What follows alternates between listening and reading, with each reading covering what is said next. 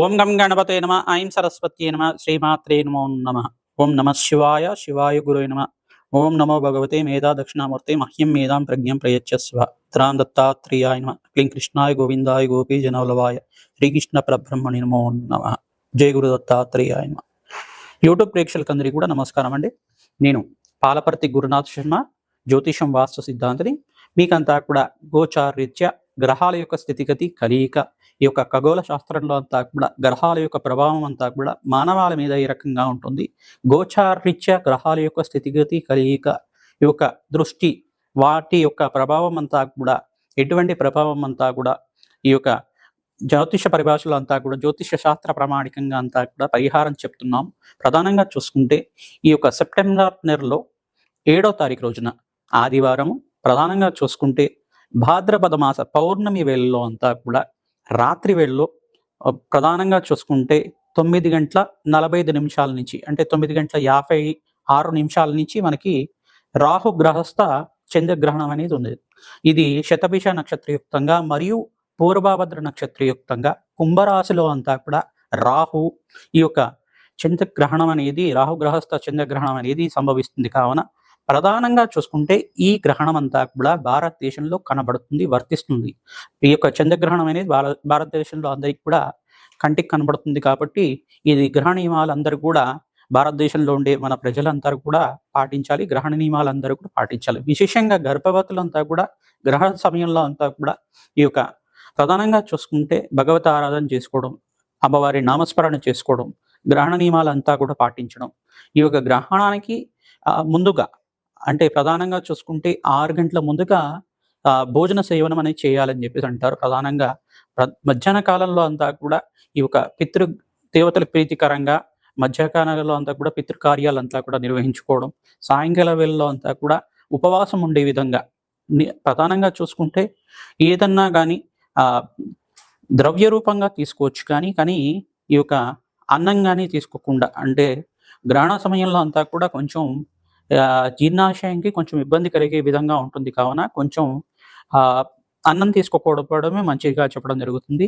2 గంటల ముందు, ప్రధానంగా గ్రహణం సంభవించే 2 గంటల ముందు కానీ 5 గంటల ముందుకైనా కానీ ఏమీ తినకుండా భగవంత ఆరాధన చేసుకోవడం కానీ, ఫలాలు కానీ తీసుకోవడం కానీ చేసుకున్నా కానీ పర్వాలేదు. కానీ ఓపిక ఉన్న వాళ్ళు ఖచ్చితంగా అంతా కూడా ఏం తినకపోవడమే మంచిగా చెప్పడం జరుగుతుంది. ఈ యొక్క గ్రహణ సమయం అంతా కూడా చూసుకుంటే రాత్రి 9:56 నుంచి ఈ యొక్క సెప్టెంబర్ 7వ తారీఖున రోజున ఈ యొక్క గ్రహణం పట్టు అనేది స్టార్ట్ అవుతుంది. ప్రధానంగా పట్టు సమయం అంటారు. దాని అంతా కూడా గ్రహణ కాలం అని చెప్పేసి అంటారు. గ్రహణ కాలము మరియు మోక్ష కాలం అంతా కూడా చూసుకుంటే రాత్రి పూట, ప్రధానంగా ఈ యొక్క రాత్రి వేళల్లో అంతా కూడా చూసుకుంటే 1:32 మోక్షకాలం అని చెప్పేసి అంటారు. పట్టు స్నానము, విడుపు స్నానం చేయాలి. ప్రధానంగా దేవతార్చన చేసుకునే విధానంగా జపాన్ని ఆచరించే వాళ్ళు, మంత్రోపదేశం ఉండేవాళ్ళు నిత్యమంతా కూడా వైదిక కర్మలు ఆచరించే వాళ్ళు కానీ, మంత్రోపదేశం ఉన్న మంత్రాన్ని అంతా కూడా నిత్యం అనుష్ఠానం చేసుకోవడం, జపాన్ని ఆచరించడం, అమ్మవారి నామస్మరణ చేసుకోవడం కానీ, ఇష్టదేవత నామస్మరణ చేసుకోవడం వల్ల గ్రహణ దోషాల నుంచి బయటపడడానికి ఆస్కారం ఉంటుంది. ఈ యొక్క వివిధ రాశుల వాళ్ళకి శుభ ఫలితాలని, వివిధ రాశుల వాళ్ళకి మధ్యం ఫలితాలని, వివిధ రాశుల వాళ్ళకి మరి యొక్క అధమ ఫలితాలు, అంటే కష్టమైన ఫలితాలు అని చెప్పేసి అని చెప్పడం జరుగుతుంది. ఈ యొక్క చంద్రగ్రహణ ఫలితాలంతా కూడా చూసుకుంటే 6 నెలల దాకా, ప్రధానంగా మేషాది ద్వాదశ రాశుల వాళ్ళకి 6 నెలల దాకా ఈ గ్రహణ ప్రభావం అనేది ఉంటుంది. ఈ లోపలగా ఏంటిదంటే ప్రధానంగా చూసుకుంటే గ్రహణ దోష నివారణార్థం అందరికీ కూడా దాన కార్యక్రమాలు ఆచరించుకోవడం వల్ల కోటి రెట్టు పుణ్యప్రాప్తి కలుగుతుంది, అష్టేశ్వరి యోగం కలుగుతుంది, అఖండమైన కోటి యజ్ఞాలు చేసుకునే ఫలితం కలుగుతుంది. యజ్ఞాధికృతులు చేసుకోవాలి. ఈ యొక్క జపాన్ని ఆచరించడం వల్ల ఎవరైతే భగవంతుడి ఆరాధన గ్రహణ సమయంలో చేస్తూ ఉంటారో, జపాన్ని ఆచరిస్తూ ఉంటారో, నిత్యమంతా కూడా వాళ్ళకి ప్రధానంగా చూసుకుంటే కోటి రెట్లు జపం చేసిన ఫలితం అంతా కూడా వస్తుంది అని చెప్పేసి అంటారు. నది స్నానం చేస్తూ ఉంటారు. నది స్నానం కానీ, ప్రధానంగా పుణ్యక్షేత్రాలన్నీ కూడా, ప్రధానంగా దేవాలయాలన్నీ కూడా గ్రహణ సమయంలో అంతా కూడా మూతివేసి ఉంటాయి. మరియు శుద్ధి చేసుకుని పుణ్యావచనం అంతా కూడా చేసుకున్న తర్వాత మరుసటి రోజులో అంతా కూడా దర్శన భాగ్యం అనేది ఇవ్వడం జరుగుతూ ఉంటుంది. ఈ యొక్క భారతదేశంలో సంభవించే సంపూర్ణ చంద్రగ్రహణం అంతా కూడా ప్రధానంగా చూసుకుంటే ఈ యొక్క విదేశాల్లో కూడా కొన్ని దేశాల్లో సంభవిస్తుంది. ప్రధానంగా న్యూజిలాండ్, ఆస్ట్రేలియా, ఆస్ట్రియా, పెసిఫిక్ మహాసముద్రం ప్రాంతాల్లో గానీ, ప్రధానంగా చూసుకుంటే కొన్ని ప్రాంతాల్లో అంతా కూడా విదేశాల్లో కనపడడం జరుగుతుంది. ఈ యొక్క గ్రహణ ప్రభావం అంతా కూడా కొన్ని దేశాల వరకు మాత్రమే వర్తిస్తుంది. ఈ యొక్క సంపూర్ణంగా అయితే గనక భారతదేశంలో అన్ని రాష్ట్రాల వరకి గ్రహణ ప్రభావం అనేది ఉంటుంది కావున, ముఖ్యంగా అనారోగ్యంతో ఉండేవాళ్ళు పెద్దలంతా కూడా మీరంతా కూడా అమ్మవారి నామస్మరణ చేసుకోండి. శ్రీమాత్రే నమః నామస్మరణ కానీ, అమ్మవారి నామస్మరణ చేసుకోండి. శ్రీరామ జయ రామ జయ జయ రామ రామ నామాన్ని కానీ, ఇష్టదేవాన్ని నామస్మరణ చేసుకోవడం, అష్టాక్షరి మంత్ర జపం చేసుకోవడం కానీ, పంచాక్షరి మంత్రాన్ని జపం చేసుకోవడం కానీ, ఓం నమ శివాయ శివాయ గురువే నమ నామాన్ని ప్రతినిత్యం కూడా జపాన్ని ఆచరించుకోవడం కానీ, ఓం అరుణాచలేశ్వరాయ నమ ఓం అరుణాచలేశ్వరాయ నమ ఈ నామాన్ని ప్రతినిత్యం కూడా జపాన్ని ఆచరించడం వల్ల అఖండ పుణ్యయోగం కలుగుతుంది.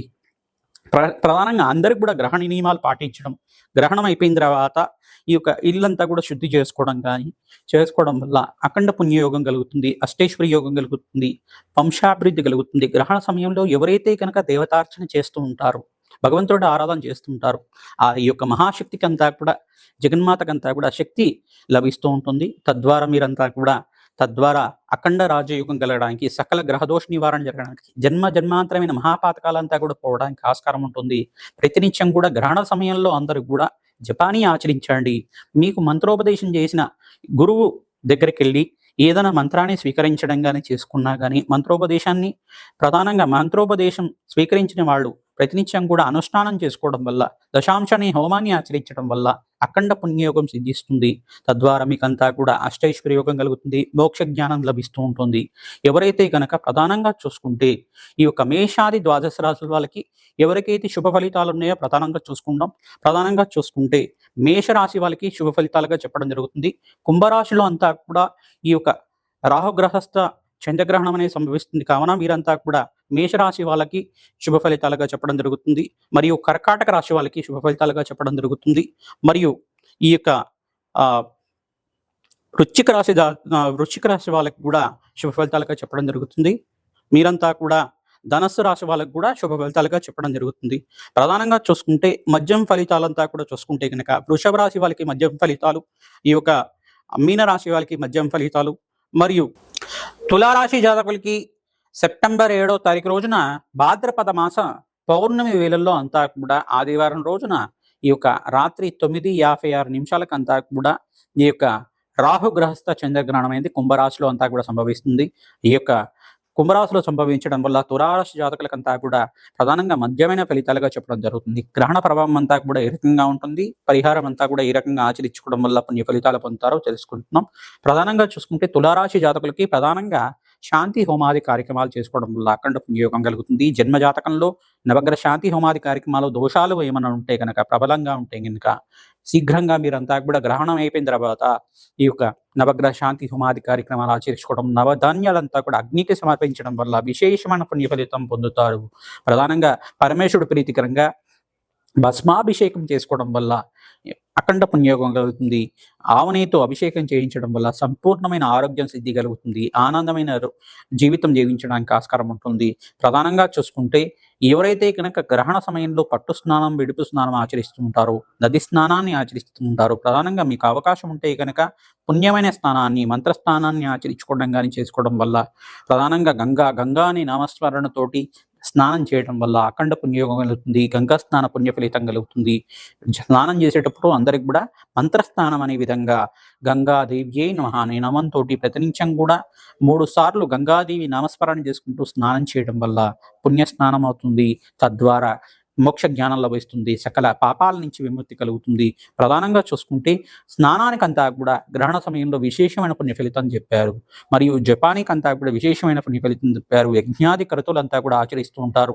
మంత్ర సిద్ధి పొందడానికి ప్రధానంగా మంత్రోపదేశం ఉండే వాళ్ళంతా కూడా, గురువుపదేశం తీసుకున్న వాళ్ళు, గురువు దగ్గర నుంచి మంత్రోపదేశం చేసుకున్న వాళ్ళంతా కూడా మూలమంత్ర జపాలు చేసుకుంటుంటారు. కానీ అందరూ కూడా ప్రధానంగా శ్రీమాత్రే నమః, శ్రీమాత్రే నమః, శ్రీమాత్రే నమః నామాన్ని ప్రతినిత్యం కూడా ఆచరించుకోవడం వల్ల అఖండ పుణ్యయోగం సిద్ధిస్తుంది, రాజయోగం కలుగుతుంది, అప్పుల బాధల నుంచి బయటపడతారు, కష్టాల నుంచి బయటపడతారు. గ్రహణ ప్రభావం అంతా కూడా 6 నెలల వరకు మేషాది ద్వాదశ రాశుల వాళ్ళకి అందరికి కూడా ప్రభావం చూపిస్తుంది. కావున విశేషంగా తులారాశి జాతకులంతా కూడా ఈ గ్రహణ ప్రభావం నుంచి బయటపడడానికి, చంద్రగ్రహణ ప్రభావం నుంచి బయటపడడానికి అఖండ పుణ్యయోగం కలిగే విధంగా మీకంతా కూడా పరిష్కారం చెప్తున్నాం. నవగ్రహ శాంతి హోమాది కార్యక్రమాలు ఆచరించాలి, రుద్రహోమం చేసుకోవాలి. జన్మజాతకంలో కనుక మీకు ప్రభావం ఉంటే గనక ఈ పరిష్కారం చేసుకోవడం వల్ల అఖండ పుణ్య ఫలితం కలుగుతుంది. 1000 రెట్లు, కోటి రెట్లు పుణ్య ఫలితం కలుగుతుంది, అఖండ పుణ్యయోగం కలుగుతుంది. అవకాశం ఉంటే గనక ఈ యొక్క పరమేశ్వరుడికి ప్రీతికరంగా మీరు ఏదైనా పుణ్యక్షేత్రాన్ని దర్శనం చేసుకోండి, అఖండ పుణ్యయోగం కలుగుతుంది. కష్టాల నుంచి బయటపడతారు, ఆర్థిక ఇబ్బంది నుంచి బయటపడతారు, ఆనందమైన జీవితం జీవించడానికి ఆస్కారం ఉంటుంది. శ్రీమాత్రే నమః.